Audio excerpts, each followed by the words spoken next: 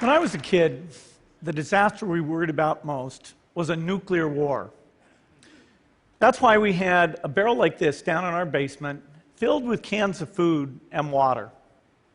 When the nuclear attack came, we were supposed to go downstairs, hunker down, and eat out of that barrel. Today, the greatest risk of global catastrophe doesn't look like this. Instead, it looks like this. If anything kills over 10 million people in the next few decades, it's most likely to be a highly infectious virus rather than a war. Not missiles, but microbes. Now, part of the reason for this is that we have invested a huge amount in nuclear deterrence, but we've actually invested very little in a system to stop an epidemic. We're not ready for the next epidemic. Let's look at Ebola. I'm sure all of you read about it in the newspaper. Lots of tough challenges. I followed it carefully through the case analysis tools we use to track polio eradication. And as you look at what went on, the problem wasn't that there was a system that didn't work well enough. The problem was that we didn't have a system at all. In fact, there are some pretty obvious key missing pieces. We didn't have a group of epidemiologists ready to go who would have gone, seen what the disease was, see how far it had spread. The case reports came in on paper. It was very delayed before they were put online, and they were extremely inaccurate. We didn't have a medical team ready to go. We didn't have a way of preparing people. Now, Médecins Sans Frontières did a great job orchestrating volunteers, but even so, we were far slower than we should have been getting the thousands of workers into these countries. And a large epidemic would require us to have hundreds of thousands of workers. There was no one there to look at treatment approaches, no one to look at the diagnostics, no one to figure out what tools should be used. As an example, we could have taken the blood of survivors, processed it, and put that plasma back in people to protect them. But that was never tried. So there was a lot that was missing, and these things are really a global failure. The WHO is funded to monitor epidemics, but not to do these things I talked about. Now in the movies, it's quite different. There's a group of handsome epidemiologists ready to go. They move in, they save the day, but that's just pure Hollywood. The failure to prepare could allow the next epidemic to be dramatically more devastating than Ebola. Let's look at the progression of Ebola over this year. About 10,000 people died, and nearly all were in the 3 West African countries. There's 3 reasons why it didn't spread more. The first is there was a lot of heroic work by the health workers. They found the people and they prevented more infections. The second is the nature of the virus.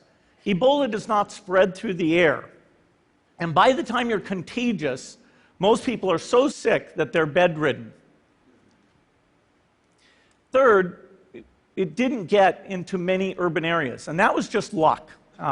If it had gotten into a lot more urban areas, the case numbers would have been much larger. So next time, we might not be so lucky. You can have a virus where people feel well enough while they're infectious that they get on a plane or they go to a market. The source of the virus could be a natural epidemic like Ebola, or it could be bioterrorism.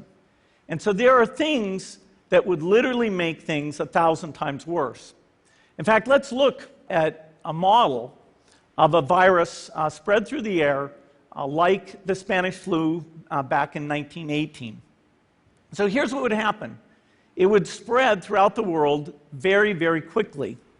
And you can see there's over 30 million people die from that epidemic. So this is a serious problem. We should be concerned. But in fact, we can build a really good response system. We have the benefits of all the science and technology that we talk about here. We've got cell phones to get information from the public and get information out to them. We have satellite maps where we can see where people are and where they're moving. We have advances in biology that should dramatically change the turnaround time to look at a pathogen and be able to make drugs and vaccines that fit for that pathogen. So we can have tools, but those tools need to be put into an overall global health system, and we need preparedness. The best lessons, I think, on how to get prepared are, again, what we do for war. For soldiers, we have full-time waiting to go. We have reserves that can scale us up to large numbers. NATO has a mobile unit that can deploy very rapidly. NATO does a lot of war games to check, are people well trained? Do they understand about fuel and logistics and the same radio frequencies? So they are absolutely ready to go. So those are the kinds of things we need to deal with an epidemic. What are the key pieces? First is we need strong health systems in poor countries. That's where mothers can give birth safely, kids can get all their vaccines, but also where we'll see the outbreak very early on. We need a medical reserve corps, lots of people who've got the training and background who are ready to go with the expertise. And then we need to pair those medical people with the military, taking advantage of the military's ability to move fast, do logistics, and secure areas. We need to do simulations, germ games, not war games, so that we see where the holes are. The last time a germ game was done in the United States was back in 2001, and it didn't go so well. So far, the score is germs 1, people 0. Finally, we need lots of advanced R&D in areas of vaccines and diagnostics. There are some big breakthroughs, like adeno-associated virus, that could work very, very quickly. Now, I don't have an exact budget for what this would cost, but I'm quite sure it's very modest compared to the potential harm. The World Bank estimates that if we have a worldwide flu epidemic, global wealth will go down by over $3 trillion, and we'd have millions and millions of deaths. These investments offer significant benefits beyond just being ready for the epidemic. The primary health care, the R&D, those things would reduce global health equity and make the world more just as well as more safe. So I think this should absolutely be a priority. There's no need to panic. We don't have to hoard cans of spaghetti or go down into the basement. But we need to get going because time is not on our side. In fact, if there's one positive thing that can come out of the Ebola epidemic, it's that it can serve as an early warning, a wake-up call to get ready. If we start now, we can be ready for the next epidemic. Thank you.